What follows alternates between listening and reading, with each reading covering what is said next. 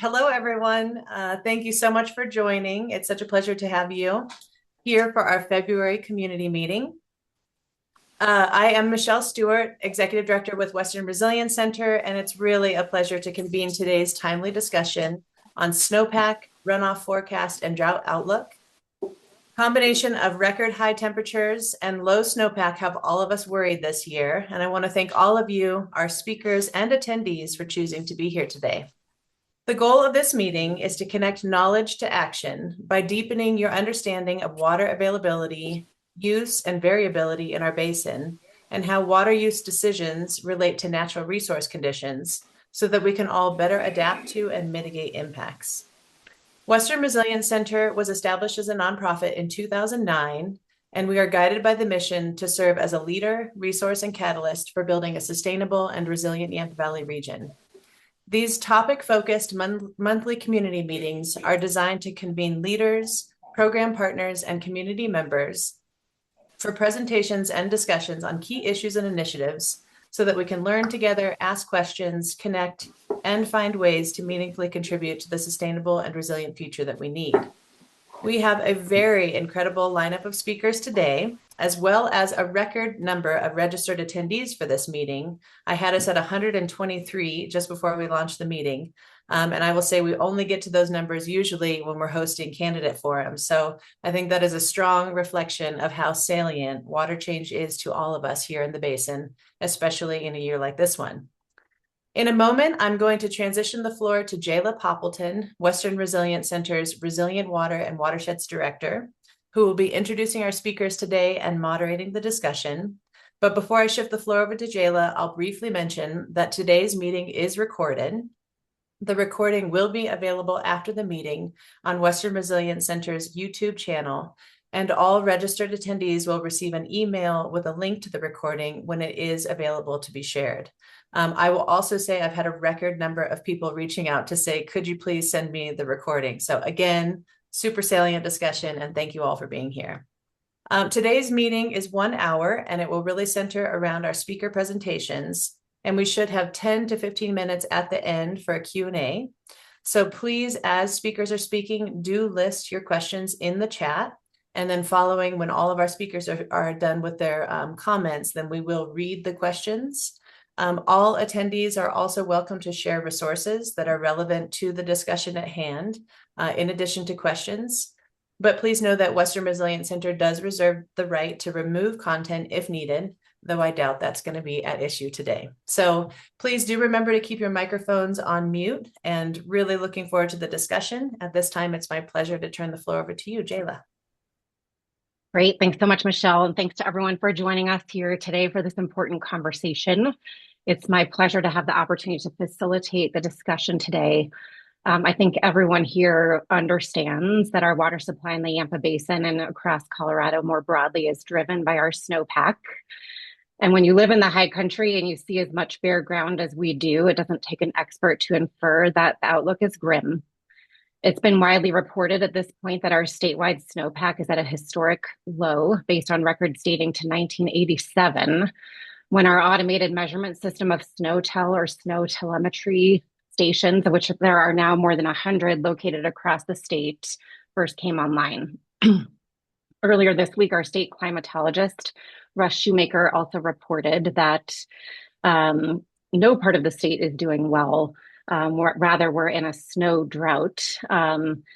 He also shared insights from the U.S. Department of Agriculture's system of snow course measurements dating back to the 1930s. And even with that longer period of record, this year so far has the worst snowpack in Colorado in over 40 years. And the only years where conditions were worse were the winters of 1976 to 1977 and 1980 to 1981. And so while we can keep hoping for some big storms and some more promising ski conditions with forecasts that show little to no snow and even periodically expected fronts that haven't materialized, we understand that time is running out for this year's winter outlook to change significantly. So what does all of this mean for the year ahead and the runoff that we can expect, water availability, impacts to water users and the community as a whole? and the response by water managers and water users to prepare to the greatest degree possible. Our speakers are here to help shed light on these questions today. And first, we will hear from Andy Rossi, General Manager at the Upper Yampa Water Conservancy District. Andy is our featured presenter for today's meeting. He's a recognized leader in ensuring water security for our region through improved monitoring and research that is yielding information to help reduce uncertainty in forecasting, notably through his investment in the Y Basin Climate and Soil Moisture Monitoring Network. He's also at the forefront of landscape level planning efforts that protect long-term water quality and supply, evidenced by the new Bear River Wildfire Ready Action Plan. And as general manager, he also regularly represents the interests of the Upper Yampa in the Yampa White Green Basin Roundtable and Colorado River District discussions. So we as a basin are fortunate to have him at the helm of tracking and managing water change to serve our regional needs.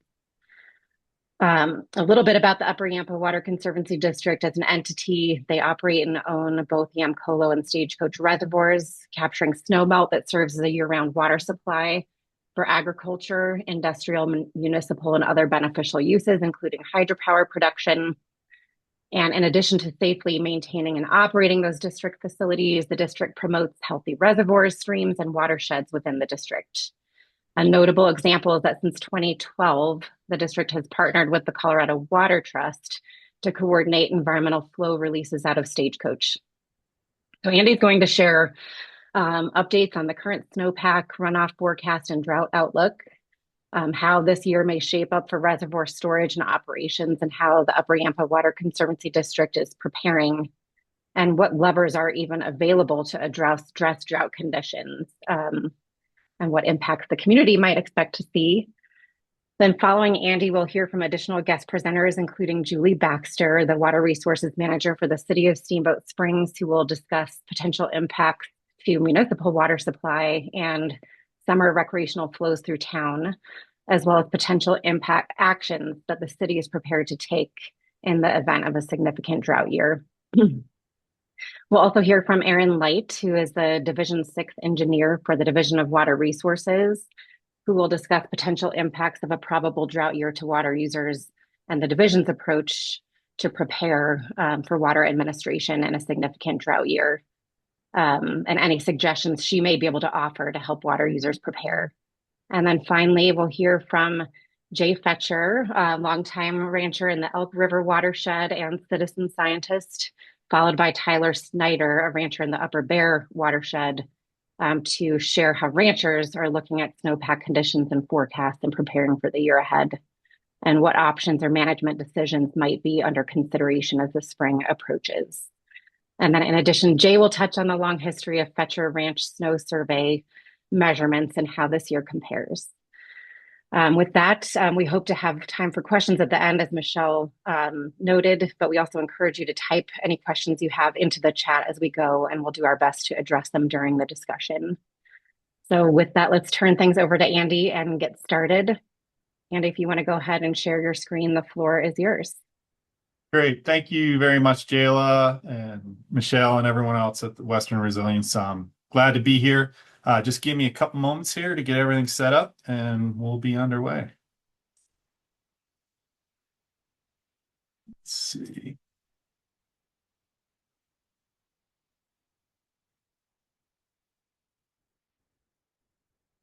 Okay, how's that look to everyone out in the Zoom world? Is that okay? Looks good. Great. All right. Thanks, Michelle. All right. First of all, thank you for that wonderful introduction, Jayla. As Jayla said, I'm just going to go over sort of the status of snowpack and what we're looking at for what is shaping up to be, in a bad way, a record year here in Colorado for stream flow. I'm not going to have any surprise ending here. It's not good news, and nothing that I'm seeing out there is pointing in a different direction. There's no silver linings out there in the data. And I'm going to split this presentation up into sort of three chunks. We're going to start way out, zoom way out, look at sort of the big picture. And then we're going to look at what are really the two big drivers to what I look at, snow and then everything else, non-snow parameters. And then we'll get into stream flow. So with that, let's get moving. So usually when you all sort of get a stream flow and snowpack prediction or state of the basin, this is the kind of information you get. You get sort of some big information, our current snow water equivalency. Let me get my pointer going here. So right here, that's a metric. That's how much water content is in the snow. And you might get something like this. Currently, we're at 63% of median. Then you might get something else like water year 2026. Of course, a water year is the previous November through the spring at 81% of median. Already, there's some mixed messages going on.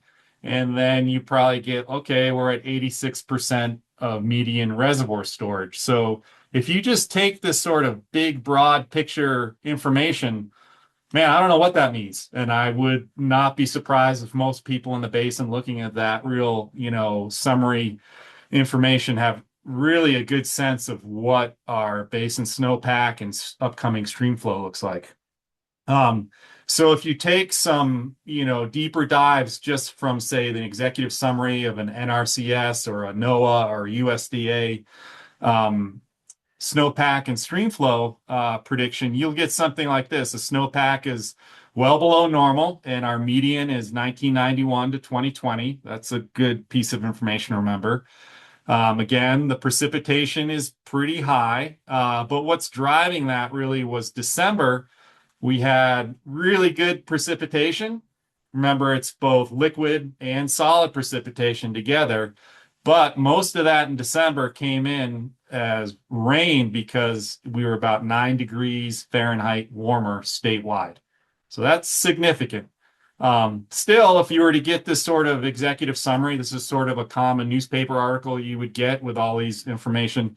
It's hard to tell really what's going on. So let's take a deeper dive first into snowpack, because everything here starts with snowpack. When we're talking about water resources, we're a snowpack driven basin, we've got to take a look at it. So the common graph that everybody gets is, again, the snow water equivalent, the amount of water in the snowpack expressed in inches. So inches of water across the landscape. And this is for the upper Yampa Basin, and that's 8 snowtel sites in there.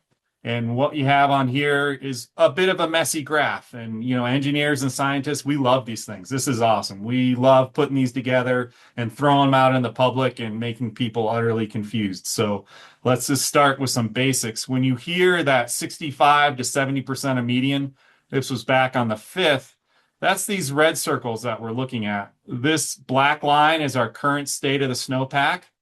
And it's saying that this current state of the snowpack is 65 to 70% of the median on this date. So not of average snowpack at the peak, which happens way over here, but just for this date. The other information on here are traces of the past. The shaded portions, we go from the highest snow water equivalent in our period of record to the lowest in the red. And these are composites. This isn't any one year. These are all the highest values on those days. So 2011 makes up a big part of this, but there are other years in here. And the same thing for the low. This is the lowest part. Now, the other thing that's important are these dash lines. These are what our potential futures are. So again, we go from dry to wet. And you can see here that if you go from the driest potential future to our wettest potential future, we've got not a very good chance of getting back to a normal snowpack year, but we also have an equally, dismal chance of getting way worse than we are now. So that's what this tells you. The other thing I have on here is a more recent, very dry year is this solid red line. This is the track from 2021. So you can see in 2021, we were not too far off from where we are now, but we got some late season snow. Whether we get it or not going forward, unknown. So you can kind of parse this out a little bit.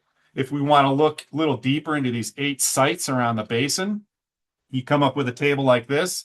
And some of the details of what the general basin dynamics start to become apparent. So these are the names of snowtail sites. This is the data that goes into that previous chart I just showed you. And these two sites are up in the Zirkles in North Routt County. Dry Lake is kind of right in the middle on the Buff Pass area. And then Tower is in Buff Pass. Well, Elk River is up there by the Zirkles, and then Bear River is in South Routt up above the town of Yampa. I have them arranged by sort of how they're doing this year in their snowpack. So Tower, which is a very high snowtail site, is showing a snow depth of 64 inches. Hey, that sounds pretty good when you just look at it out of context. And it's got 20 inches of water there. So across Buff Pass at 10,500 feet, you got about 20 inches of water across the landscape, and that's 75% of median. If you put that into context, our really big year, and probably the biggest year at that snowtail site, there were 80 inches of water across the landscape up there. So that's a significant difference. And you can see that depending on where you are in the basin, we're drying out both as we come down in elevation and as we move from north to south. So again, here's some key observations. Like I just said, the higher elevations, there seems to be a bit of a bifurcation in our snowpack, somewhere between about 10.5 and 9,500 feet, where you go from, okay, 75% of average to really not so good at all. These are really bad numbers all the way down to the Bear River, where there's only 3 inches of water on the landscape at about 9,000 feet. So that is a significantly low number. Okay, so if we move on from there, this is what that looks like, physically. If you want to look at all that data we just looked at and put it in a spatial representation, this is a map of the the SWE content, from those snowtail stations and some satellite data across the landscape. So just to orient everybody, here's Stagecoach Reservoir. Steamboat's right in here. This is the Lost Dog Snowtail site. This is Tower and Dry Lake. And then way down here would be Bear River. And if you look at the colors, if you can track this scale over here on your screens.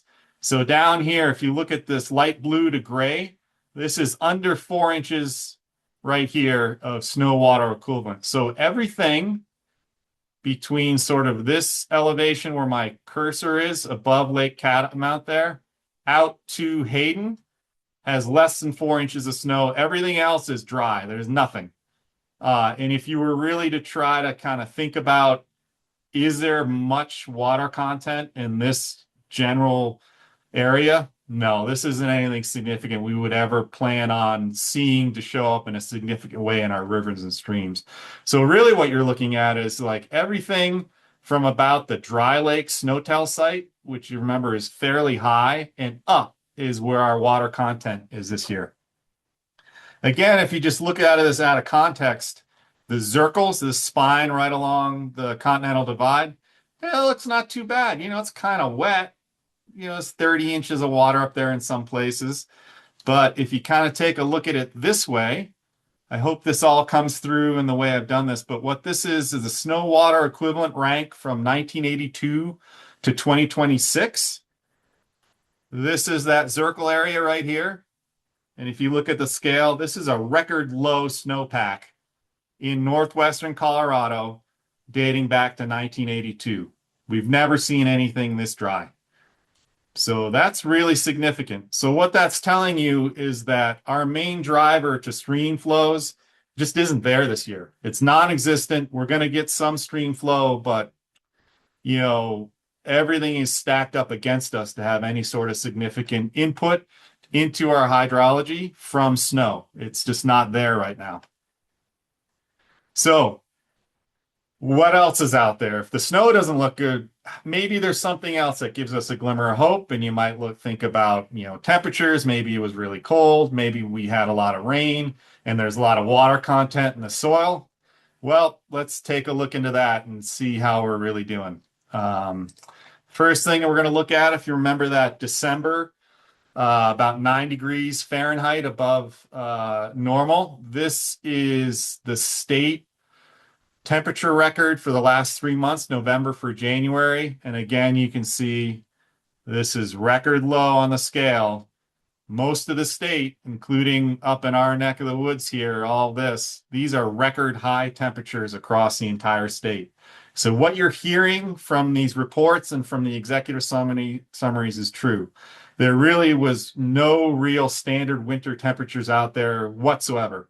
It just never materialized. We've had some flashes here and there of cold weather, but it's stayed warm, really warm for all of the first half of the winter. It never really showed up. So that's going to have an influence, right? It's going to have an influence on the landscape. We've already seen that influence on the snowpack. Let's look at influence on soil moisture. This is a data product. This is a draft data product that we at Upper Yampa are working on with the folks at the Scripps CW3 Institute. We're creating a model for the Yampa Basin. And this is the soil moisture record we ran this. Model was run last week on the 6th. And you can see over here is a scale. I'm sure that's really small on your screens. I apologize. Let me orient you. This is Steamboat right over here. Again, the zircles right along here. And you can see everywhere except for along the spine of the zircles, the water content in the soil. So in that a meter up is almost non-existent. It's very dry. So what are we seeing? We're seeing a lack of snow. We're seeing warm temperatures, and basin-wide, we're looking at, very dry soils. Not looking good. So let's dive in a little bit in this soil moisture, because this is where there's some real interesting dynamics that start to pop out to look at.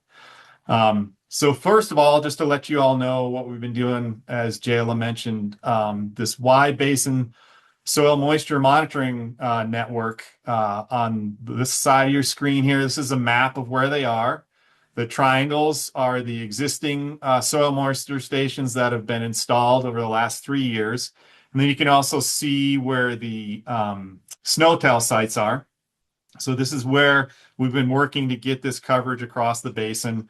And over here is just an example of some of the data that we can derive from there. So what I'm going to do now is, because I'm a reservoir manager, I've looked at all this information and I want to know maybe what does that mean for Stagecoach Reservoir right here. So luckily we put a soil moisture station just above Stagecoach. This is the ski station right here. And then we're going to look at that and a little bit of the data from the Bear River Snowtail site right here. And if anybody wants to take a real deep dive into this data, here's a link right here for Western Resilience for the Wide Basin Network. Go there. There's so much data there. You can spend hours like I do. It's pretty great.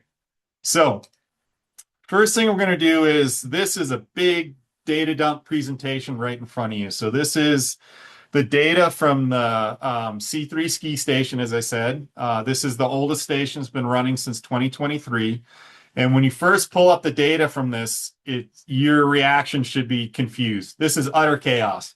Like, it's really hard to decide what sort of cues this data is like sending you, because there's so much going on here. So I've taken just a little bit of the data. There's more that you could put up here, but the shaded area, this is snow depth for these 2 winters and 25. The snow depth sensor didn't go in until April of 23, so I took the snowtail depth from Bear River. It's pretty close to what we would see at this soil moisture station.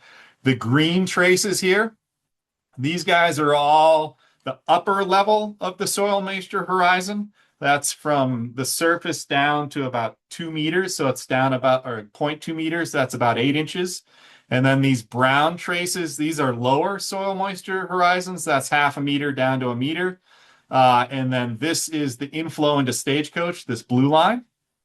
And then these are precipitation events right here. This is just when it rained or snowed. And so in general, you can see this right here is what we call that snow to flow. This is the tail of snow to flow near Stagecoach.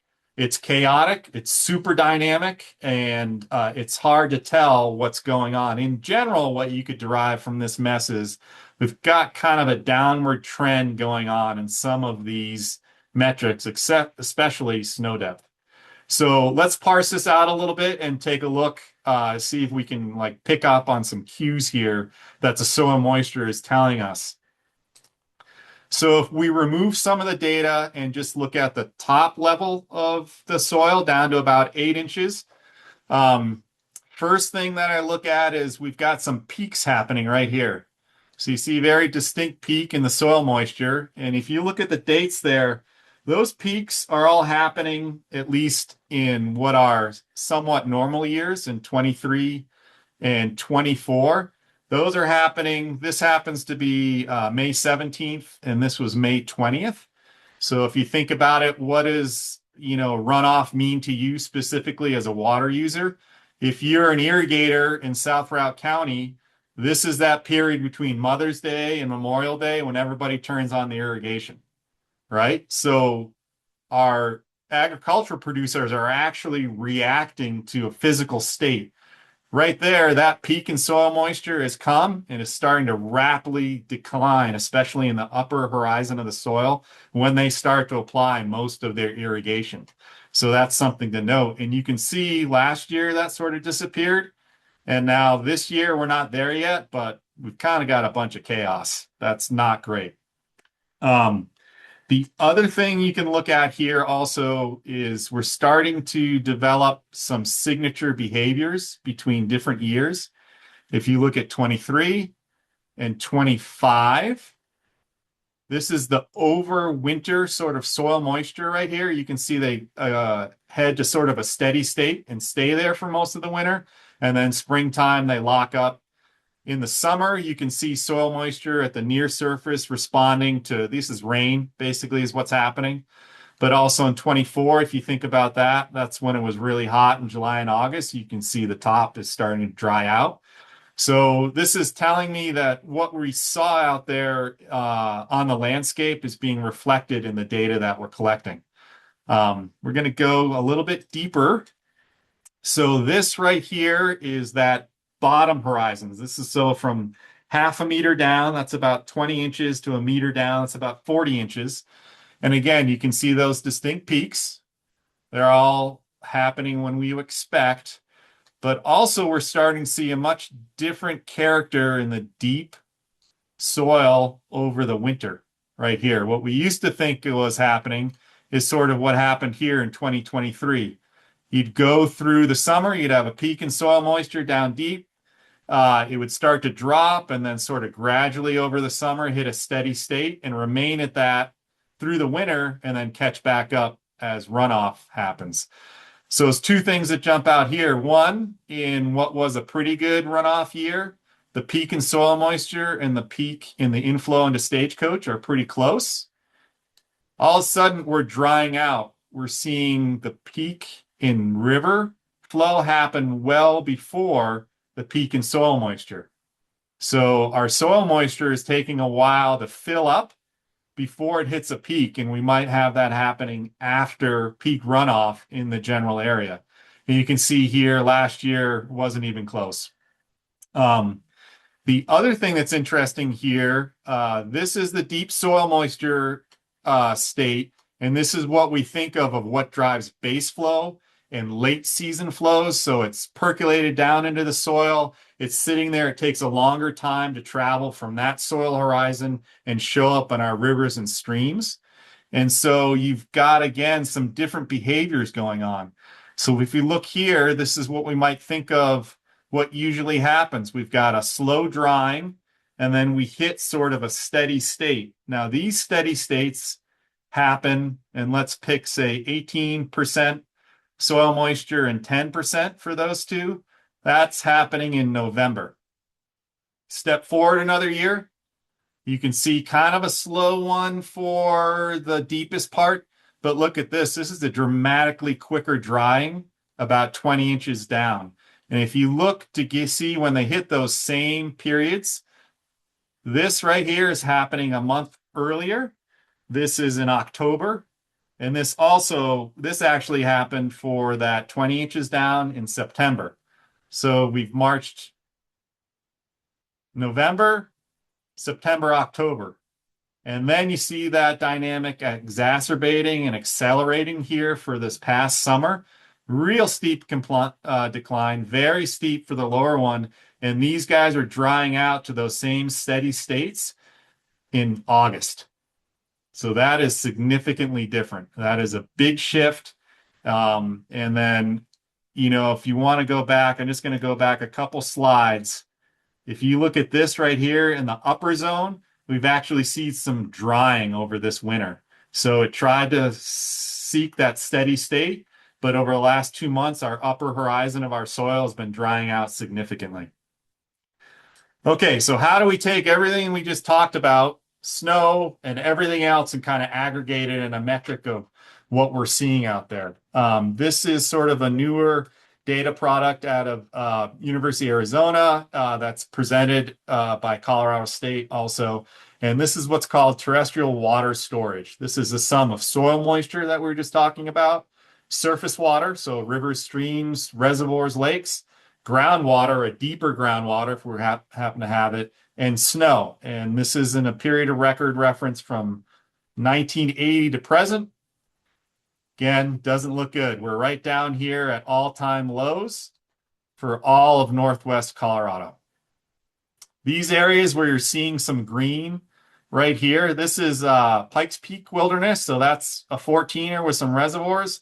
This is Sangre de Cristos, more 14ers, and this is the San Juans, 14ers. So the only place where you're seeing any kind of normal, total water storage is probably above 13,000 feet or in close proximity to a reservoir. Okay, so what does that mean for stream flow? This is last year. This is the Colorado Basin River Forecast Center last year. They gave us a pretty good outlook of close to normal average here. And then in mid-April, they severely reduced their stream flow forecast in a big jump. And what happened here was they got some new snow data and manually adjusted the model output. And this is where we ended up. Not very good. So where do we look like this year? We started out not great and have gotten worse since then. So these bars are the first of the month forecasts that you would see that as an official forecast. And then this shaded part is sort of the range of possibilities of what you might get.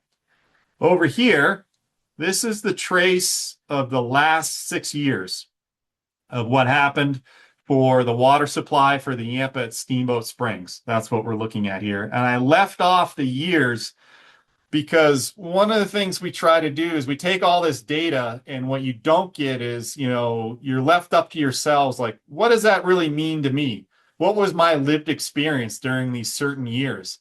Like, what was this above average year? I can't remember what year that was. What was this really bad year? So take a couple minutes, audience participation, see if you can guess which years these were.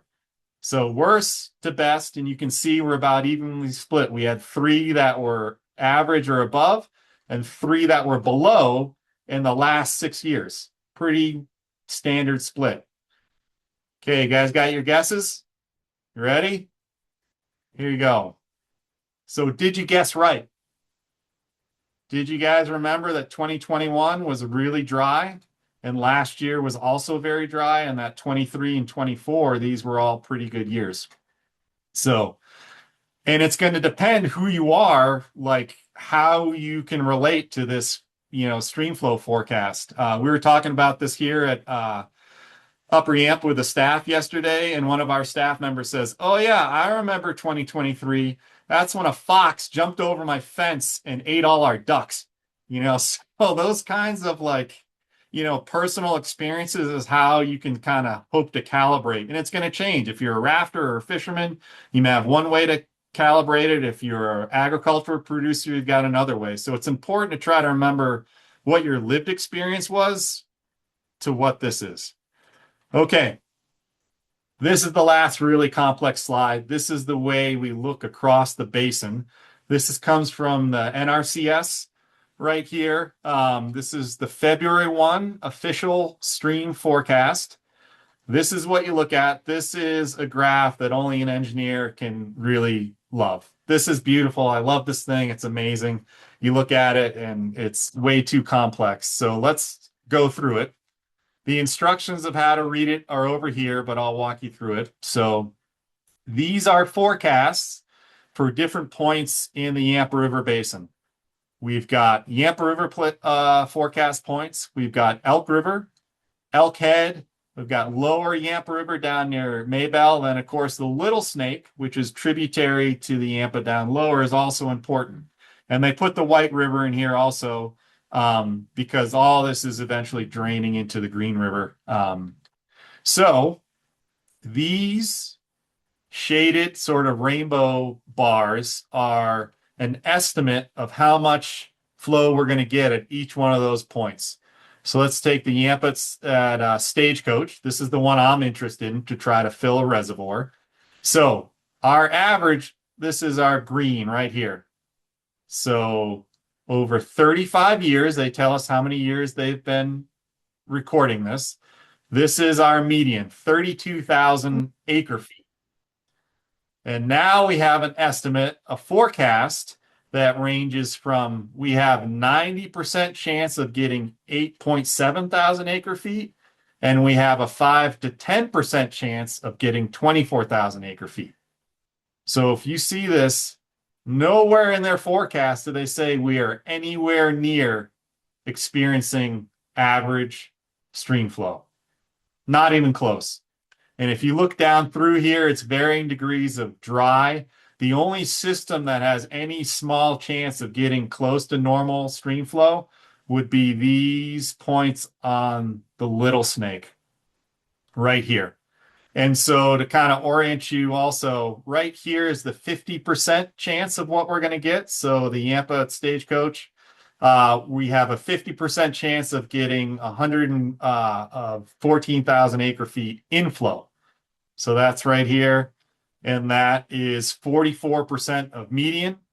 Maybell, another important place in the system, they're going to get 465,000 acre feet. That's just above 50% of median. And then Little Snake near Lily, which is also important, near Lily Park, they've got about a 65% chance of getting, or 50% chance of getting 65% of their median. For a reservoir operator, this tells me don't make any sudden moves. Hold on to every last drop, because if you look back, right now, as of the 1st of February, we've got about 8,000 acre feet to fill in Stagecoach. Last year, which was a little bit better forecast than we have now, we were only able to store about 4,000 acre feet. I've got a 90% chance of getting 8 or 9, but I don't get to hold on to that. I got to bypass a bunch. So our likelihood of filling is very low right now. So let's wrap it all up. Here's what we got. Yampa White and Little Snake basins, 60% median forecast stream flow across the whole basin. That's a terrible outlook. That is as dry as it gets. And if you look into that deeper, if you want to parse out sort of driest to wettest like we just did, Stagecoach, we got 44% of median. As you said, at Maybell, 52%, 65% down there. So how'd we get here? 63% median snowpack. We've got way below normal soil moisture because of a dry 2025 and what has been a really dry winter. There is some forecast uncertainty right now. We're pretty early in what we call the forecast season. Usually we don't try to solidify anything until maybe April-ish. But we've got about 50 to 60 days to make things up. And our spring weather patterns are going to significantly impact where we end up, positive or negative. If I were trying to be conservative, I'm going to be bet that we're going to continue just to get worse. And then our upper basin for reservoirs are really unlikely to fill. So you're not missing anything. Things are dry. They're not looking good, and we're unlikely to recover. So at this point, I think it's important for you all to just pick up here. Below normal forecasts, are expected, and there's not a whole lot of time for improvement whatsoever. If you want to take a deeper dive into some of this, coming up later this spring, the Upper Yampa Water Conservancy District, with some other community organizations, we're going to have some community water user meetings. Here's all the dates for them. I'm going to try to do a more specific version of what I just did for the different parts of our basin at these. So if you live, say, in the Upper Yampa or the Lower, or in South Route or in North Route, please come and show up. We'll be even more specific than I just was.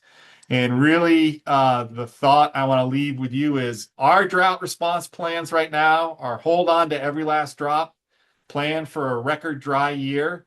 And what you all should be doing is thinking about what are your drought response plans. It's not going to get better. So with that, I'll end there. And I think we're going to save questions for the end, correct, Jayla? That's right. Great. Thank you All so right. much, Thanks, Andy. everybody.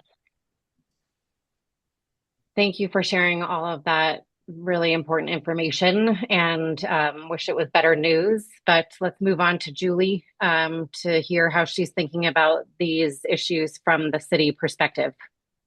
Yeah, well, and I know we're running over time, so I'm going to just keep it short and really just focus on, I think, what people are maybe most interested in hearing, and that's what our drought response plan looks like. And the drought, we have a water conservation plan that we're always continually implementing so that we're prepared for droughts. But then we also have a drought response plan. And we do these plans with Mount Warner Water and Sanitation Districts. So we will make all decisions about drought stages with Mount Warner so that the community is getting the same messages across, all customers. And also, we supply water to the Steamboat 2 Metro District. So so in our agreement, they also have to enforce the same drought response requirements as the city does. So most customers should be getting the same messaging. The drought response plan has 3 phases. They have different stages. We're in stage 1 all the time. And we're also actually in parts of stage 2 all the time. In 2020, we implemented the watering schedule. That's the every other day and no Wednesdays. That's enforced all the time. That's kind of part of stage 2. Stage 2 has specific triggers. Otherwise, that when it goes into an effect, one of those is on April 1st, if the snow water equivalency at the Tower Snowtail site is below 80%. And so when I looked at yesterday, the Tower site was at 71%. So I think there's a pretty good chance. And then another trigger is, and these are any of these, runoff is before July 1st, persistent higher average temperatures, April through August. So I think we can plan on stage 2. The parts of stage 2 that might be new that are triggered would be no vehicle washing at residences or on hard surfaces, no outdoor running water features. And then stage 3 is triggered when there is a drought declaration. That can be, it's usually by the state. It can, count and it's kind of by county. And in that case, Mount Warner and the city could decide to allow for no lawn irrigation at all. No special permits for new lawns. Hand watering is allowed on trees and shrubs. And then there's kind of a special bullet in there that businesses and lodging and hotels and things must comply, and they must do education to their customers as well. So I think, we can, I don't know if we'll get to stage 3. We can count on probably being in stage 2. I think you can expect to see from the city and Mount Warner Water greater enforcement of the existing watering rules this summer. And then I think another question people probably are thinking about is the river conditions. By municipal code, we have to close the river to commercial recreation when we reach certain flow and temperature thresholds. And I think, unfortunately, because I know there will be economic impacts, and we may expect the river to be closed a lot of this season as well. So those are kind of just the main things I wanted to make people aware of, and I'm happy to answer any questions at the end.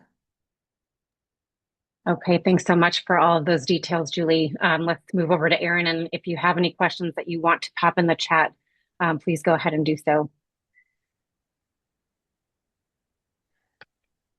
Thank you, Jayla. Yeah, for the Division of Water Resources, we're obviously concerned about all water users, and our biggest water user throughout the state, but definitely in our community, is agriculture. And so that's where my concern is we're looking at agriculture and how they're going to be impacted. And I will say that what I do envision, if again conditions remain the same, are people turning on early and just trying to get water across their field as early as they can. But I think too, people are going to have to really think outside the box as how they can be most efficient with what water they have. And I can't help but reflect on an agriculture water user in 2012, which was a very dry year, commenting to my water commissioner that he had probably the best crop he had ever had in 2012. And the reason being is he was out there moving water around all the time, moving sets and things like that, and just being very efficient with his agricultural practices. And again, he had one of the best years he'd ever had. So I do think there is hope, but I think the agriculture community is going to have to be creative about how they most effectively and efficiently use the water they do have. I also will say, as far as a call, yeah, I do think, again, if things remain the same, we're going to potentially see more calls, maybe more calls that we're not necessarily accustomed to. And, this all depends. It all depends on the water users on the system and what their appetite is to put a call or request a call on a system. And, some people do not have the appetite because they do have to completely dry up the stream unless we're protecting reservoir water past their head gate. And that often is something that people don't want to do. So the other thing I want to mention about a call, I think we often think, oh, are we going to have a Yampa River call? I don't know how many people are aware of this, but for the last several years, we have had 2,000 acre feet of water stored in Elkhead Creek Reservoir that is released. Kind of decisions are made by the Colorado Water Trust and the River District when to release that water, but it's the main purpose is to keep the call off the river. So there's 2,000 acre feet stored in Elkhead to keep the call off the river. Now in 2025, they had just run out of that 2,000 acre feet when it started raining. And as you saw in Andy's presentation, we're worse than 2025. So I would envision running out of that 2,000 acre foot pool if things don't start to get better. And then Jayla, I'll just finish off by saying you'd asked what can people do to prepare. That was when you said that, I'm like, oh boy, what can two people do to get prepared? The first thing that came to my mind is have your infrastructure in place. Make sure you have operable head gates and operable measuring devices. If you don't have those in place and there is a call, you will go off. It doesn't matter if you have an 1892 water right and we're have a call for a 1942 water right. If you don't have that infrastructure in place, you will go off. And so really, really important that you are thinking about how you're going to come into compliance with the rules if you're not already in compliance. Okay, thank you so much for that really important message, Erin. Let's turn it over to Jay Fetcher. Thank you, Jayla. Thank you for putting this together. And excuse me, Erin, I so appreciate your comment about this year forcing us to be more efficient because admittedly we've been lazy on the Fetcher Ranch in terms of structure and ditches and stuff like that. As I look at our operation, we're fortunate that we're the second ditch out of the Elk River. We have the third water right on that river, and that ditch irrigates most of our hay meadows.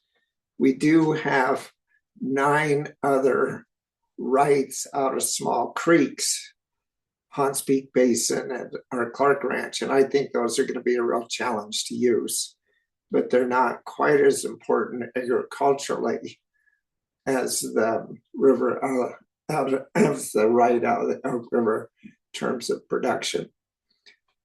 I have thought about my 70 years of records of when the snow has left the hay meadows. And, this year I have to say, well, it never even came on the hay meadows because we have almost bare meadows at Clark. I think Andy mentioned the lack of cold temperatures, and truly, I've only thought of one day all year that we got below zero here, and I remember feeding those damn cows at a week of 20 below every morning. But what that did is at least it killed the pine beetles. So those are the good old days. I think if I have another worry based on this year is the springs that the ranch relies on, both for the ranch itself, the facilities, because the ranch is the water supply comes from two springs that flow down the hill into the ranch. And then also what we're going to do if those little streams, those springs aren't strong enough to take care of the cows that are out on pastures. I look at what we're going through with this different climate and how we manage things up there. And I feel like we're switching to an if situation instead of a when situation, because, I was able to manage that place based on when. In other words, I know it's going to snow in November. I know I feed cows from November to May. And I know that we'll have enough hay, enough moisture to put up a hay crop to take care of the cows for the following winter. Now I feel like I'm managing more on an if situation. And an if, it's more challenging to manage than when. So Jayla, I'm through. I'm open to questions. Thank you so much, Jay. I'm going to give Tyler just a moment to comment. Tyler Snyder, who ranches in another part of the watershed, my understanding in the Upper Bear. Tyler, if you want to come on camera. Sure. Thanks, Jayla. Appreciate it. I don't know if my camera will work. Here we go.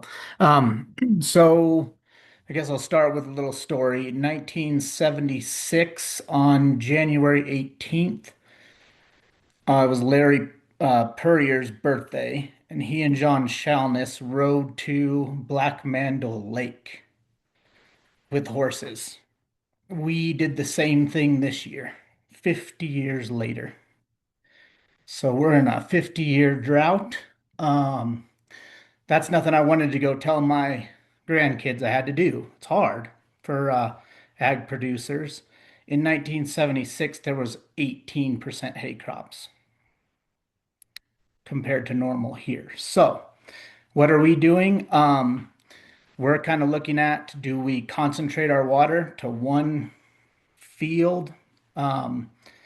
Do we try to spread it out and put a little bit on everything? And that's kind of that's the big challenge. And I also think there's people that are going to be faced with, do we start cutting livestock numbers, and how deep does that go? And that's a huge thing for ranchers in this area, because there's a lot of producers that feed up every ounce of hay that they make here every year. So the decisions are very, very broad, and they're changing daily. We're having to think about what to do. The good news, I guess, in my story is we've been here before as agriculture producers. It has been this dry, not for a long time, but we've been here before, and we were resilient and pushed through. And there was wet years. I think if anybody, I was just a thought then, or maybe not even a thought, but in 1982 and 83,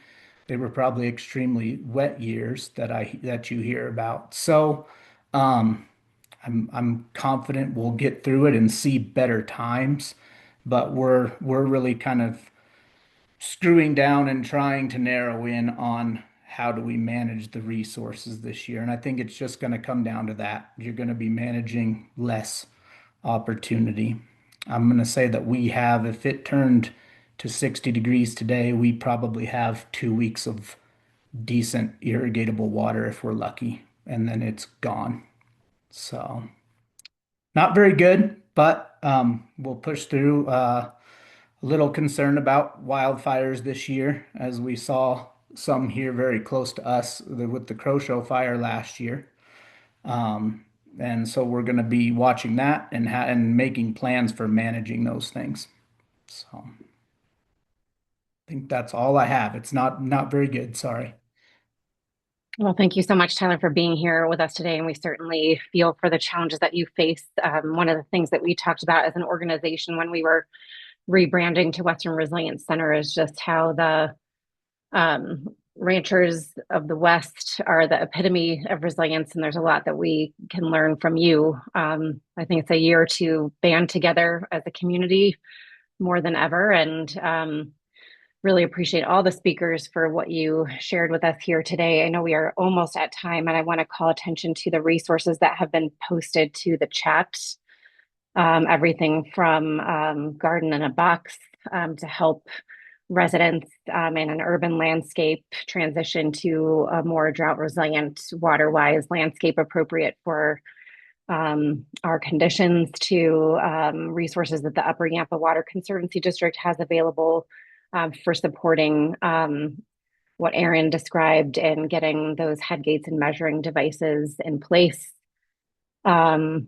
And then Scott Kalman just posted some information about their air quality monitoring dashboard related to the likelihood of increased wildfire behavior in a drought year like this. So, Michelle, I will defer to you on whether we have time for any questions with 3 minutes remaining. And if we want to open the floor for someone to ask. Okay. Yeah. Maybe we can first question the chat from John, who asked, he said, Andy, we've been told that streams and rivers are only receiving 30% of the water that falls. Could you explain? Yeah, thanks for this question, John. I'm gonna guess that what you're saying is that maybe recently or in drought years, 30% of, that last metric I put up, which was the total terrestrial water storage. When you take out the snow part of that and the precipitation, only 30% of that ends up as measurable stream flow. That could be the case in a dry year. I think the norm, or, say a mean for the Western US would be more in the 50 to 60% of what falls shows up in our rivers and streams. That is really hard to measure, given a different location in the system. So you would have to, be very knowledgeable about the part of the system that you are measuring, because you could have an area where there's a lot of agricultural diversions, which is going to sort of change the timing and the percentage that goes in there. You could be somewhere where there's no diversions, where it's a very pure signal. So on average, I'd say 50 to 60, but we could dip down into the 30s, depending on the year, temperatures, things like that. And of course, 30% of not much is not much.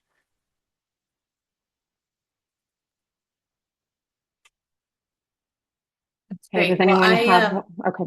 Yeah, I think we can probably wrap since we've hit 2 o'clock, and I'll conclude it. I just want to say thank you all for attending. I think the numbers of attendees really, again, underlines the importance of this topic and a readiness for everyone to really listen and come together to learn, and hearing, our producers as well, just really focusing on efficiency and things that can be done this year to make use of what we see as already limitations coming, from our snowmelt dominated basin natural conditions. So thank you all to the speakers. Jayla, thank you so much for moderating the discussion. There will be opportunities to continue. So Upper Yampa having these community engagement discussions coming up. And additionally, Western Resilience Center is committed to maintaining discussions and collaborations to really work together to develop and identify what are these resilience pathways for ag. I think Tyler, you mentioning, is it about focusing on light distribution across more area, or is it about focusing on one field? These are ways that all of us can really work together to garner learning and discussion. So thank you all. Have a wonderful rest of the day, and thank you for joining. So we will share all of these resources as well when we share out the recording of the presentation. So thank you.